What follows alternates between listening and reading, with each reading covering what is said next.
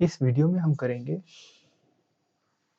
Class 6 English की poem where do all the teachers go के question answers. ये 5th poem है जिसका नाम है where do all the teachers go. तो सबसे पहले वर्किंग विद द पोएम जो एनसीईआरटी के क्वेश्चन है वो करेंगे। फर्स्ट क्वेश्चन है आंसर दीज क्वेश्चन। तो ये कुछ क्वेश्चन दिए हुए हैं। फर्स्ट है why does the poet want to know where the teachers go at 4 o'clock। जो पोएट है वो ये क्यों जानना चाहता है कि सारे टीचर 4 बजे कहाँ चले जाते हैं। तो इसका आंसर है The poet wanted to know where the teachers go at 4 o'clock because this is the time when schools get over। यानी पोएट इसलिए जानना चाहता है कि सारे टीचर कहाँ चले जाते हैं क्योंकि 4 बजे का जो टाइम है उस टाइम पर स्कूल बंद होता है, क्योंकि तब तक तो स्कूल चलते रहता है। तो उसके बाद में टीचर्स कहाँ जाते हैं वो ये जानना चाहता है। सेकंड क्वेश्चन है what are the things normal people do that the poet talks about. ऐसी कौन कौन सी चीजें हैं जो नॉर्मल इंसान करते हैं जिनके बारे में पोएट यानी लेखक बात कर रहा है। इसका आंसर है the things normal people do that the poet talked about are. यानी जो नॉर्मल इंसान सभी इंसान जनरली करते हैं पोएट उनके बारे में कह रहा है कि जैसे कि लिविंग इन हाउसेज यानी घरों में रहना, वॉशिंग सॉक्स यानी अपने मोजे धोना या सॉक्स को धोना, वेयरिंग पजामास यानी पजामा पहनना घर में, वॉचिंग टीवी देखना, पिकिंग देयर नोज यानी नाक को साफ करना या नाक में उंगली डालना, लिविंग विद देयर पेरेंट्स अपने पेरेंट्स के साथ अपने माता पिता के साथ रहना, नॉट स्पेलिंग राइट यानी कभी कभी बोलते वक्त किसी शब्द को गलत बोलना या लिखते वक्त किसी शब्द की स्पेलिंग किसी वर्ड की स्पेलिंग गलत लिखना, बीइंग बैड यानी बुरा व्यवहार करना और शैतानी करना, मेकिंग मिस्टेक्स गलती करना, गेटिंग पनिश्ड पनिशमेंट मिलना यानी सजा मिलना स्कूल में, लूजिंग बुक्स यानी बुक्स खो देना, स्क्रिबलिंग ऑन द डेस्कटॉप्स जैसे बच्चे करते हैं डेस्क के ऊपर पेंसिल या पेन से लिख देते हैं क्लास में, वेयरिंग ओल्ड डर्टी जीन्स यानी पुरानी गंदी जीन्स पहनना जैसे कि बच्चे पहन लेते हैं। तो ये नॉर्मल चीजें हैं जो पोएट जिनके बारे में बात कर रहा है कि ये सब नॉर्मल लोग करते हैं। थर्ड क्वेश्चन है what does he imagine about, कि यह क्या इमेजिन पोएट क्या इमेजिन कर रहा है। वेयर टीचर्स लिव टीचर्स कहाँ रहते हैं, घर में रहते हैं। वो पोएट इमेजिन कर रहा है, कल्पना कर रहा है कि टीचर्स शायद घर में ही रहते होंगे या नहीं रहते। बी है what they do at home, कि वो घर में क्या करते हैं। घर में वॉश देयर सॉक्स यानी सॉक्स धोते हैं, वोर पजामा पहनते हैं, पिक देयर नोजेस नाक साफ करते हैं या नाक में उंगली लगाते हैं, एंड वॉच टीवी यानी टीवी देखते हैं। सी पार्ट है इसका the people with whom they live यानी वो किन लोगों के साथ रहते हैं। They live with other people and if they also had mothers and fathers. तो ये जानना चाहता है कि क्या वो अपने दूसरे लोगों के साथ रहते हैं और क्या उनके भी माता पिता होते हैं। तो ये थर्ड पार्ट है सी पार्ट। अब डी पार्ट देखते हैं their activities when they were children in school. जब टीचर्स छोटे रहे होंगे तो वो क्या क्या करते होंगे स्कूल में।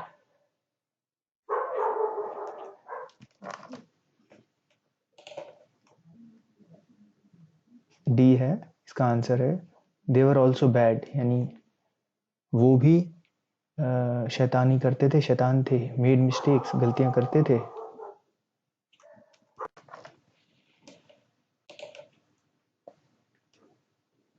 नेवर स्पेल्ड राइट यानी वो भी बोलते हुए गलती करते थे, स्पेलिंग या तो स्पेलिंग राइट लिखते हुए स्पेलिंग की गलती करते थे। And were punished in the corner for pinching the chocolate flakes और कभी उनको सजा मिली कोने में क्लास में कोने में खड़े रहने की, चॉकलेट क्लास में चॉकलेट खाने के लिए कोने में खड़े रहने की सजा मिली है।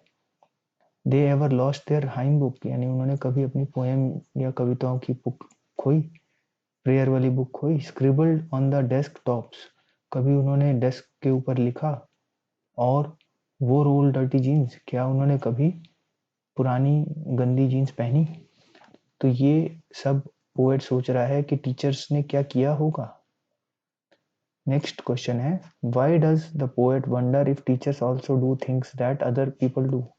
टीचर ऐसा पोएट ऐसा क्यों सोचता है कि क्या टीचर्स भी वो सब कुछ करते होंगे जो नॉर्मल लोग करते हैं। Answer, the poet wondered if teachers also do things that other people do because he had seen them as super humans. जो पोएट है, लेखक है, वो ऐसा सोचता है कि टीचर्स भी क्या नॉर्मल अदर पीपल की तरह, लोगों की तरह, सभी लोगों की तरह सारे नॉर्मल काम करते होंगे, क्योंकि उसे ऐसा लगता है कि जैसे टीचर्स उन सुपर ह्यूमंस हैं, यानी इंसान नहीं है, कोई स्पेशल लोग हैं। दे आर स्ट्रिक्ट, वो स्ट्रिक्ट हैं। Did not make any mistakes, वो कोई गलती नहीं करते। And punish those who did, और जो लोग गलती करते हैं वो टीचर्स उनको पनिश भी करते हैं। तो इसलिए पोएट को ये लगता था कि टीचर शायद नॉर्मल इंसान नहीं है, वो स्पेशल हैं और वो नॉर्मल लोगों के जैसे काम नहीं करते होंगे। नेक्स्ट क्वेश्चन है, how does the poet plan to find out, what will he do once he finds out. तो पोएट वो क्या प्लान करता है, कैसे जानने की कोशिश करेगा कि वो टीचर्स क्या करते हैं। और what will he do once he finds out, यानी वो क्या करेगा जब उसको पता चल जाएगा कि टीचर्स क्या करते हैं। Answer, the poet plans to follow one of the teachers on the way back home that day to find out what they do. तो पोएट ये सोच रहा है कि वो एक टीचर का पीछा करेगा एक दिन स्कूल के बाद, ताकि वो पता कर सके कि वो टीचर्स क्या करते हैं।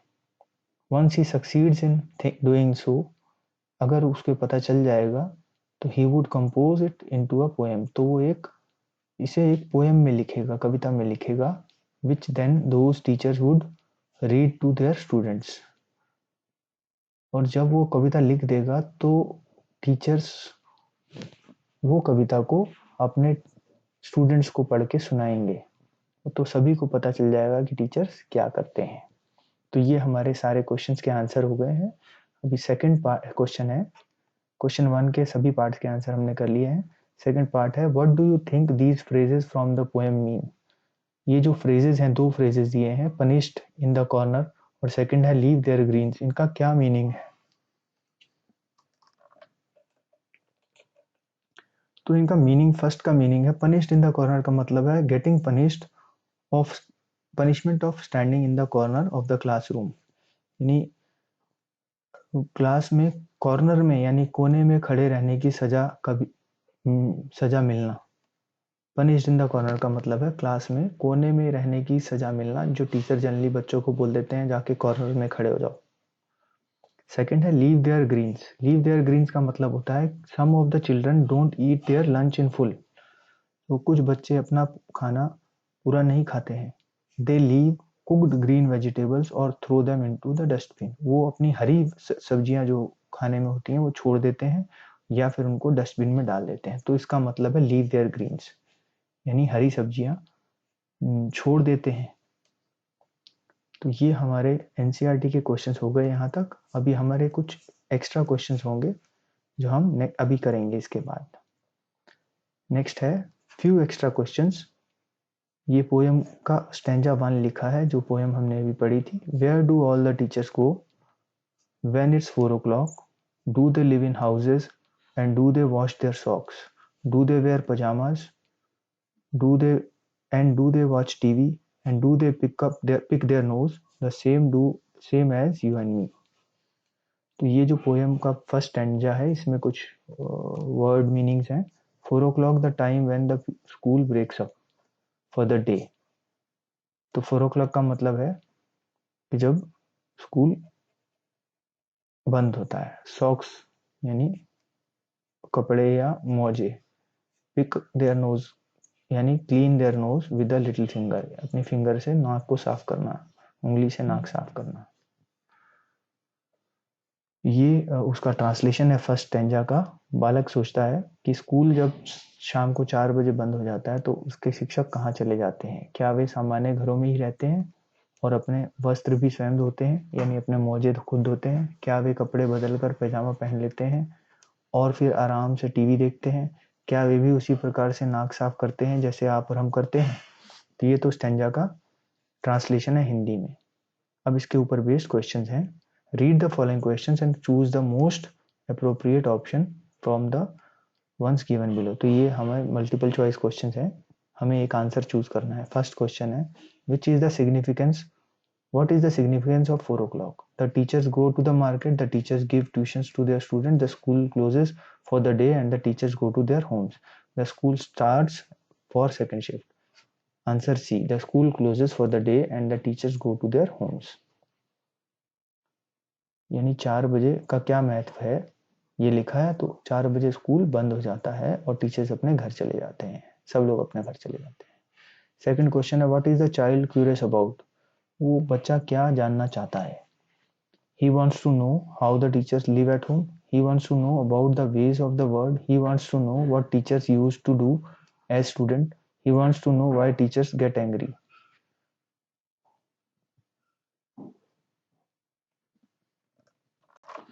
तो इसका आंसर है ए, यानी he wants to know how the teachers live at home. For the child, his teacher is a special person, very cruel, very kind or very talented. He is a special person, यानी बच्चे के लिए teacher क्या है? बहुत special person है। What does the phrase pick their noses mean? Pick their noses mean का मतलब क्या है? Clean their nose with handkerchief, clean their nose with water, hurt their noses with sharp nails, clean their nose with the little finger. तो इसका मतलब है clean their nose with little finger, यानी हाथ की उंगली नाक में डालना, छोटी उंगली से नाक साफ करना। What does the word watch mean here? Watch का मतलब क्या होता है? To measure, to see, to supervise, to control. To see. तो ये हमारे इस स्टैंजा के सभी मल्टीपल चॉइस क्वेश्चन हो गए। अब हम नेक्स्ट स्टैंजा देखते हैं। Do they live with other people, second stanza है पोएम का। Have they mums and dads and were they ever children and were they ever bad? Did they ever never spell right? Did they ever make mistakes? Were they punished in the corner if they pinched the chocolate flakes? तो ये कुछ word meaning है। With other people with other people का मतलब है joint family में रहना, यानी संयुक्त परिवार में रहना। मम्स एंड डैड्स का मतलब होता है पेरेंट्स, यानी माता पिता। बैड का मतलब होता है नटखट या नोटी या शैतान। तो अभी सेकंड पैरा का जो हिंदी ट्रांसलेशन है वो ये है, क्या शिक्षक गण अन्य व्यक्तियों की भांति संयुक्त परिवार में अपने माता पिता के साथ ही रहते हैं? क्या कभी वे भी बच्चे थे और साथ ही शैतान भी थे? क्या वे भी शब्द लिखने में गलती किया करते थे? क्या कक्षा में बैठकर चॉकलेट चबाने पर उन्हें दंड स्वरूप एक कोने में खड़ा कर दिया जाता था? तो ये हमारा सेकंड स्टैंजा का ट्रांसलेशन हो गया। अभी नेक्स्ट हम देख लेते हैं, क्वेश्चंस हैं इसके मल्टीपल चॉइस क्वेश्चन। फर्स्ट है, why does they who does they refer to here? They किसके बारे में है? दे है टीचर्स के बारे में। चिल्ड्रन तो नहीं है, टीचर्स एंड चिल्ड्रन भी नहीं है, non teaching staff of the school भी नहीं है, दे का मतलब है टीचर्स। Second है, the child wants to make sure whether his teacher also had the same pleasant experience as a schoolboy, the same unpleasant experience as a schoolboy, a house to live in, many classmates during his school days. तो इसका answer है B, the same unpleasant experience as a school boy, यानी school में जो उनको कभी शैतानी पर कभी पनिशमेंट वगैरह मिलती है उसके बारे में बात कर रहे हैं। थर्ड क्वेश्चन है, the child is in this poem seems to be sincere, talkative, naughty, simple. जो बच्चा है इस पोएम में, जो ये सब सोच रहा है, वो कैसा है? वो नॉटी है, यानी शैतान है। What does the expression they pinched the chocolate flakes mean? यानी पिंच द चॉकलेट फ्लेक्स का मतलब क्या है?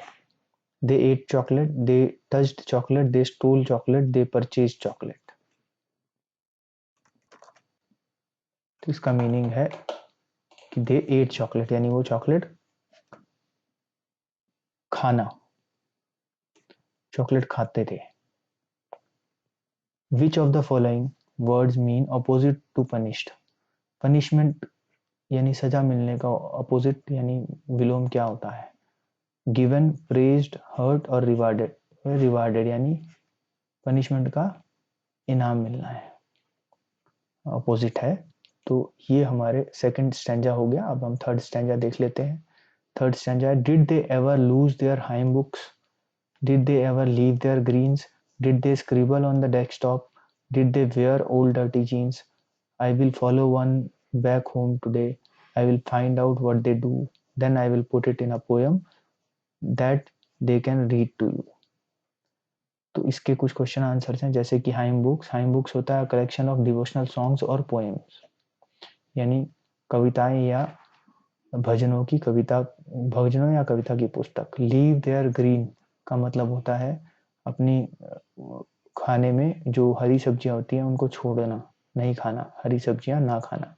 स्क्रिबल का मतलब होता है कुछ लिख देना कहीं पर, यानी जैसे डेस्कटॉप के ऊपर लिखना पेंसिल से।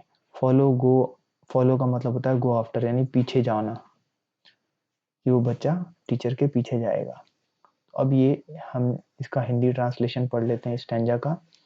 बालक हैरानी से सोचता है कि क्या उसके शिक्षक गण भी अपने विद्यार्थी जीवन में भजन माला या जो कविताओं की पुस्तक थी खो देते थे, और क्या वे हरी सब्जियों को ना खाकर इधर उधर फेंक देते थे?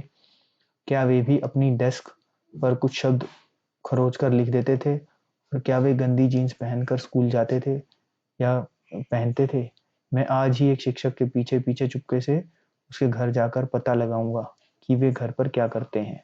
फिर मैं उनके प्रति क्रियाकलापों को कविता में लिख दूंगा, जिसे वे तुम्हें पढ़कर सुना देंगे। तो अब ये तो इसका ट्रांसलेशन हो गया, हिंदी ट्रांसलेशन। अब इनके क्वेश्चंस करते हैं। क्वेश्चंस है, क्वेश्चन 1 है, what are the hymn books? Hymn books are a collection of devotional songs और पोएम्स।